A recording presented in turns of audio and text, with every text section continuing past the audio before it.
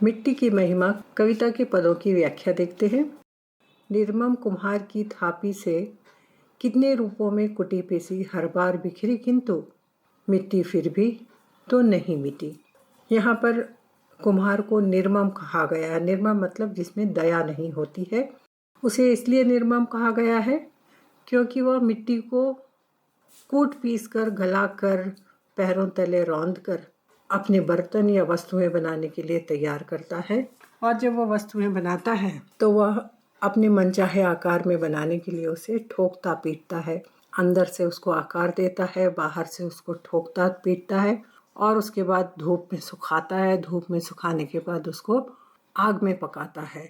इसलिए उसे निर्मम कहा गया है। और मिट्टी को वह कहते हैं कवि कि वह कितने कष्ट सहती है और कई बार बिखेरी जाती है। और बिखेरी जाती है अर्थात वह जब कुम्हार का मनचाहा आकार नहीं पाती है तो बनने के बाद फिर से उसे तोड़ देता है और फिर से उसे बनाता है।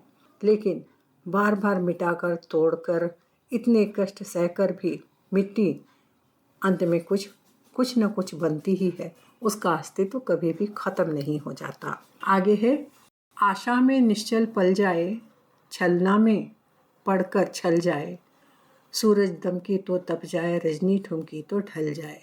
अर्थात उसे हर बार मिटने में यही आशा होती है कि फिर वह कोई नया रूप धारण करेगी और धारण करने के बाद उसे फिर धोखा ही सहना पड़ता है, क्योंकि वह फिर बेच दी जाती है, किसी और को सौंप दी जाती है।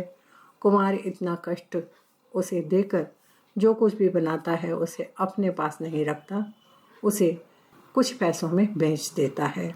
और सूरज दमके, और वह जब वस्तुएं अपनी बनाता है या मिट्टी वैसे भी पड़ी रहती है तो वो सूरज की गर्मी में, सूरज की धूप में, सूरज की ताप में जलती रहती है। और रात आती है तो चंद्रमा की चांदनी में ठंडी भी हो जाती है। यूँ तो बच्चों की गुड़िया सी भोली मिट्टी की हस्ती क्या। और कहते हैं ऐसे तो वो बच्चों की गुड़िया के समान होती है कि बच्चे जो होते हैं गुड़िया लेकर खुश होते हैं, लेकिन वह गुड़िया तो मिट्टी की होती है, उसे कोई फ़र्क नहीं पड़ता।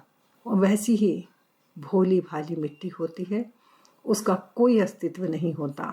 आंधी आए तो उड़ जाती है, पानी बरसे तो गल जाती है, और तेज हवा चलती है, आंधी उड़ती है। आंधी आती है तो मिट्टी इतनी हल्की होती है कि वह उसके साथ उड़ जाती है, और वहीं पर जब पानी बरसता है तो पानी के साथ नीचे बैठ जाती है, गल जाती है। आगे है, फसलें उगती फसलें कटती लेकिन धरती चिर उर्वर है। और दूसरी ओर वो बोलते हैं कि यह तो कुम्हार के हाथों में हो गया, दूसरी ओर किसान के हाथों में जब पड़ती है तो मिट्टी की, धरती के सीने को चीर कर उसमें बीज डाले जाते हैं, उसमें पानी डाला जाता है। उसके बाद फसलें अंकुरित होती हैं, बीज अंकुरित होते हैं, फसलें तैयार होती है। फिर मिट्टी को रौंद कर फसलों को काट दिया जाता है। लेकिन इतना सब कष्ट सहकर भी मिट्टी फिर अगली फसल देने के लिए तैयार हो जाती है। 100 बार बने 100 बार मिटे, लेकिन धरती अविनश्वर है और उसे 100 बार नए नए रूप में ढाला जाता है, उसके 100 बार नए नए इस्तेमाल किए जाते हैं। लेकिन धरती जो मिट्टी है वो तो कभी न मिटने वाली है। मिट्टी गल जाती है पर उसका विश्वास अमर हो जाता है, और मिट्टी गल कर दूसरा रूप धारण कर कर वे अपने रूप बदलती रहती है, लेकिन उसका विश्वास अमर हो जाता है कि वह अपना अस्तित्व नहीं मिटने देगी। अगला पद है, विरचे शिव विष्णु विरंची विपुल, अगणित ब्रह्मांड हिलाए। अर्थात मिट्टी वह आधार है जिससे शिव अर्थात शंकर, विष्णु और ब्रह्मा जैसे देवता असंख्य ब्रह्मांडों का निर्माण करते हैं। और जैसा हम सुनते हैं, ब्रह्मा, विष्णु और महेश ने ब्रह्मांड का निर्माण किया, उन्होंने ही इसे बनाया है।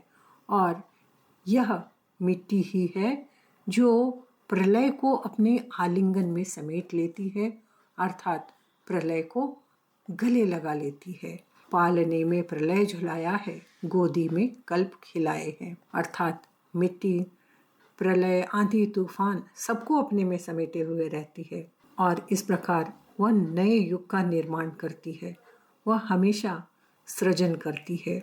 मिट्टी की गोद में सृष्टि और विनाश दोनों ही रहते हैं, अर्थात मिट्टी जो है वह अपने ही आंचल में विनाश को भी स्थान देती है और नव निर्माण भी मिट्टी में ही होते हैं। यह उसकी अपार शक्ति है और उसकी सृजनात्मकता, उसके निर्माण की कला को दिखाता है, जो ब्रह्मांड के चक्र को चलाने में महत्वपूर्ण है। यह मनुष्य को भी प्रेरित करता है कि मिट्टी की तरह वह भी सृजन और परिवर्तन को अपने जीवन में स्थान दे, अपनाए। इस प्रकार मिट्टी की ब्रह्मांडीय शक्ति को भी दिखाया गया है और हम यह देखते हैं पौराणिक कथाओं में भी इसके संदर्भ हमें मिलते रहते हैं। अगला पद है 49 मेघ 49 पवन, अंबर अवनी कर देते सम, वर्षा थमती आंधी रुकती, मिट्टी हंसती रहती हरदम। कोयल उड़ जाती पर उसका निश्वास अमर हो जाता, मिट्टी गल जाती पर उसका विश्वास अमर हो जाता। जिसका अर्थ है कि मिट्टी में ऐसी ताकत है कि जो बादलों और हवा के साथ मिलकर धरती और आकाश को एक कर देती है। अर्थात जब बरसात के दिन आते हैं तो काले बादल छाते हैं, लेकिन जब हवा चलती है तो वह दोनों मिलकर धरती और आकाश को एक कर देते हैं। बारिश और आंधी थम जाती है, लेकिन मिट्टी हमेशा हंसती रहती है। किस प्रकार? जिस प्रकार कोयल उड़ जाती है पर उसकी कूक अमर रहती है। हम देखते हैं कि कोयल वसंत के महीने में ही कूकती है, लेकिन उसके न कूकने पर भी उसकी आवाज़ गूंजती रहती है। उसी प्रकार मिट्टी की महिमा हमेशा अमर रहती है। उसी तरह मिट्टी भले ही गल जाए, उसका विश्वास और उसकी सृजनात्मकता अमर रहती है। यह मिट्टी की निरंतरता और जीवदायिनी शक्ति को दिखाता है कि प्रकृति के चक्र में मिट्टी का अस्तित्व हमेशा बना रहेगा। मिट्टी को चाहे कोई कितना ही कष्ट दे, वह अपना गुण नहीं छोड़ती है। मिट्टी की महिमा मिटने में मिट मिट हर बार संवरती है। मिट्टी मिट्टी पर मिट्टी है, मिट्टी मिट्टी को रचती है। जिसका अर्थ है कि मिट्टी की महिमा उसके गुण में है और उसका गुण है मिट जाना। वह बार बार मिटती है, वह बार बार नया रूप धारण करती है, लेकिन हर बार मिटकर भी, टूटकर भी, कष्ट सहकर भी, अपना रूप गंवाकर भी फिर से नए रूप में सजती है।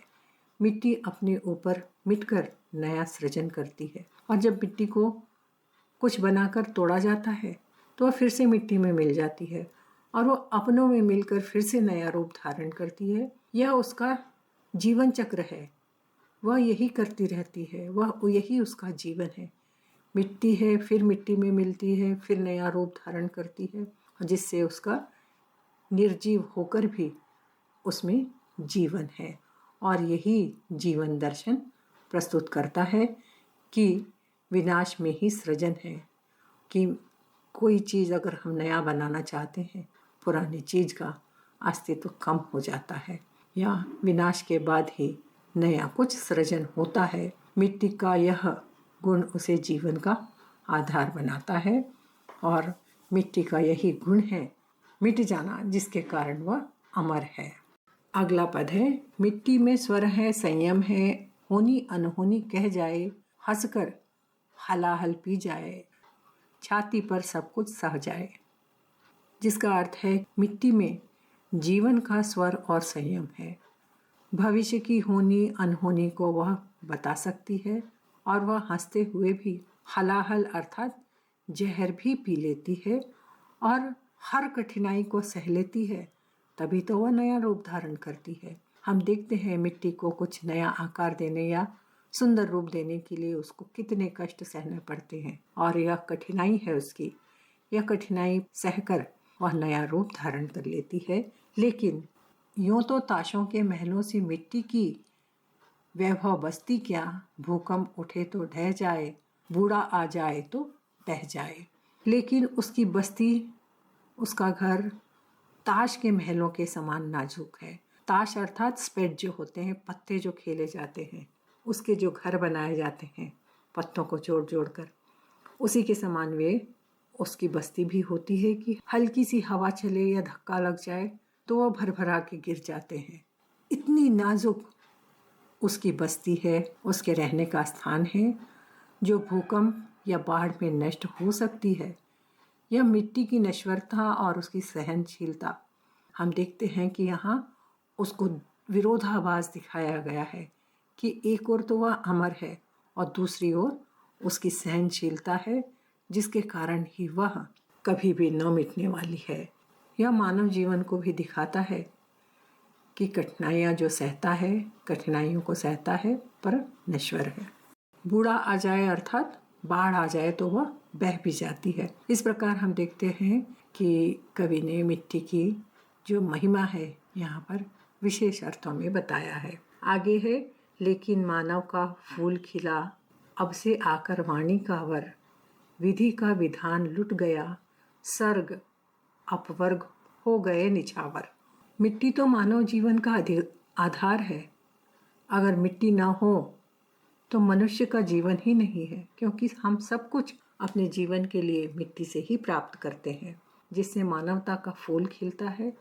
और मानव की वाणी और सृजनात्मकता ने स्वर्ग को भी निछावर कर दिया है। और मनुष्य जो है वह अपनी कलाएं इस मिट्टी पर ही दिखा सकता है। कवि भले ही मिट जाए लेकिन उनकी रचना अमर रहती है।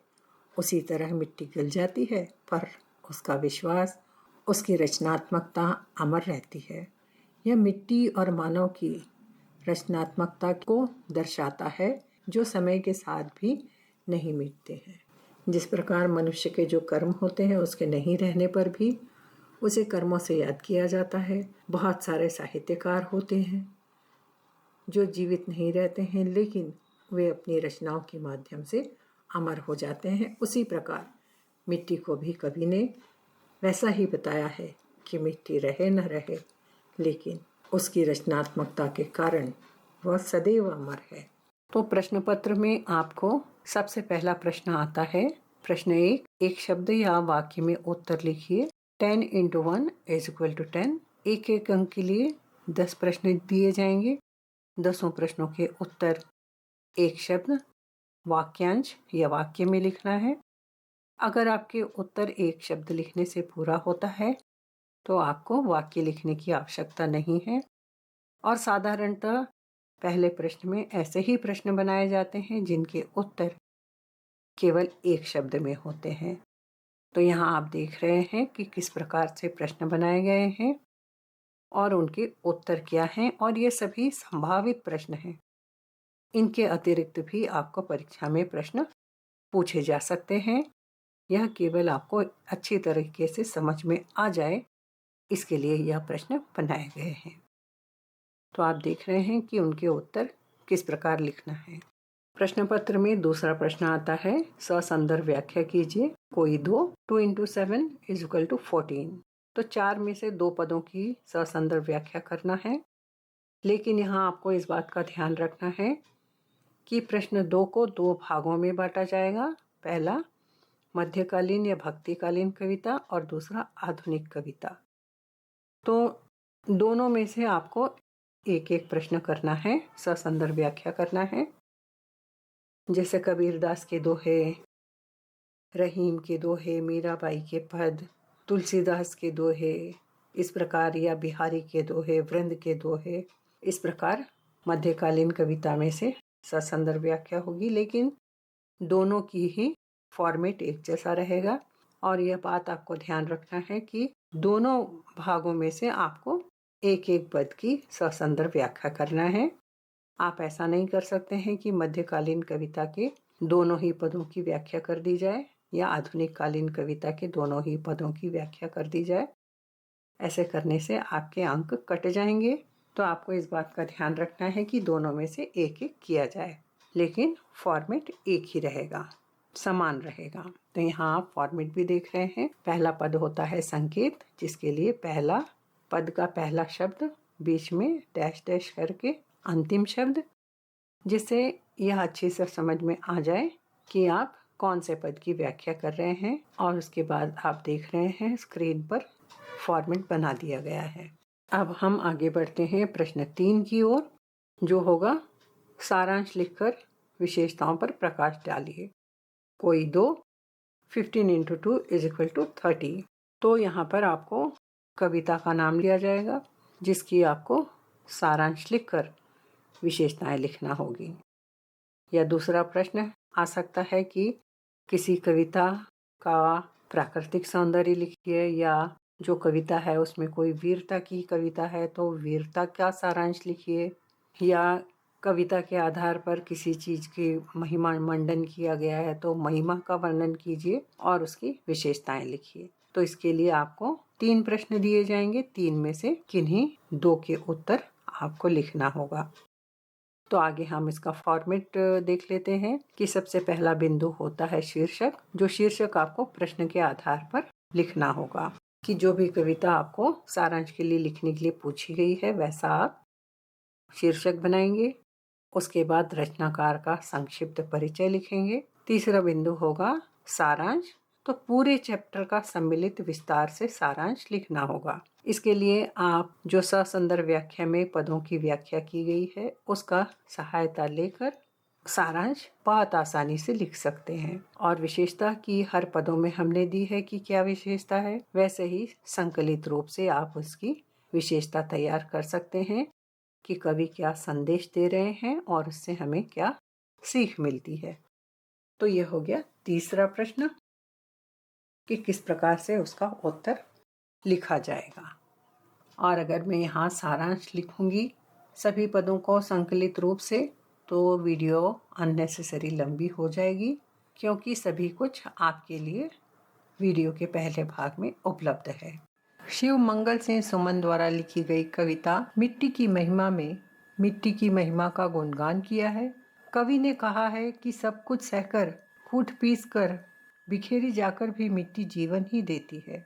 मिट्टी को कुम्हार अपने हाथों से कई बार बनाता है, कई बार बिगाड़ता है, और मिट्टी के बर्तन या अन्य चीज़ें बनाने के लिए, मिट्टी को सॉफ्ट करने के लिए, मुलायम बनाने के लिए उसे कई बार कई दिनों तक पानी में डुबा कर रखा जाता है। फिर उसे रगड़ रगड़ कर मल मल कर मुलायम बनाया जाता है, जिससे मनचाहा आकार दिया जा सके। और इतने कष्ट सहकर भी मिट्टी कुम्हार के मनचाहे आकार में ढल जाती है, खिलखिलाती रहती है, सुंदर रूप धारण करती है और सभी को लुभाती भी है। बार बार मिटाकर भिन्न भिन्न रूपों में ढाली जाती है और बहुत बार सही आकार ना पाने पर तोड़ दी जाती है, फिर से बनाई जाती है। और मिट्टी मिट मिट कर भी मिटती नहीं है और वह नया रूप लेकर ढल जाती है। हर रूप में सजती है, हर रूप में सुंदर लगती है, बिखर कर भी नहीं बिखरती। मिट जाने पर नया रूप लेकर संवर जाती है। जब भी कुम्हार उसे नए रूप में ढालता है वह नई आशा से फिर सज जाती है कि अब शायद उसे तोड़ा नहीं जाएगा।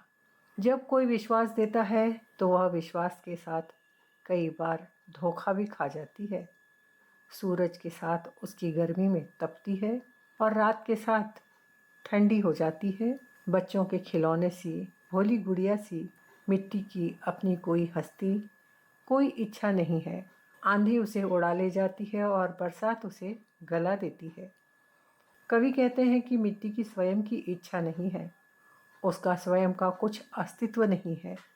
वह सदैव दूसरों पर निर्भर रहती है। जो जैसा चाहे वैसा आकार देना चाहे वह धारण कर लेती है। उसे कोई भी तपा सकता है, धुतकार सकता है, गला सकता है। सूरज, आंधी, तूफान, बरसात के उदाहरण से कवि ने यह स्पष्ट किया है कि मिट्टी जननी है। वह फसलें पैदा करती है, फसलें कटती है, फिर भी मिट्टी अपनी उपजाऊ शक्ति को कम नहीं होने देती। और फसल को देने के लिए भी मिट्टी को कई कष्ट सहने पड़ते हैं, फिर भी वह फसलें ही देती है। वह कई बार बनती है, कई बार मिटती है, और जैसे वह कभी नष्ट न होने वाली है। वह गल भी जाती है, लेकिन विश्वास अमर कर देती है। साथ ही कवि यह भी संकेत देते हैं कि मिट्टी से ही यह संसार है। यदि मिट्टी रो दे यानी तड़क जाए, सूख जाए तो पतझड़ आ जाता है, और गीली और भुरभुरी रहे तो बहार छा जाती है। वह झूमे तो वन जंगल भी झूमने लगते हैं। अगर वह थिरक जाए तो तांडव मचा सकती है। भूकंप प्रलय के द्वारा धरती पर भूचाल भूकंप भी ला सकती है। वैसे उसकी मोहक हस्ती कुछ भी नहीं है। यह मिट्टी ही है जो हर मौसम की मार झेलती है, आंधी तूफान का सामना करती है, हवा के वेग के साथ स्वयं भी उड़ती है, बारिश में खुद को गला देती है, पर विश्वास अमर कर जाती है।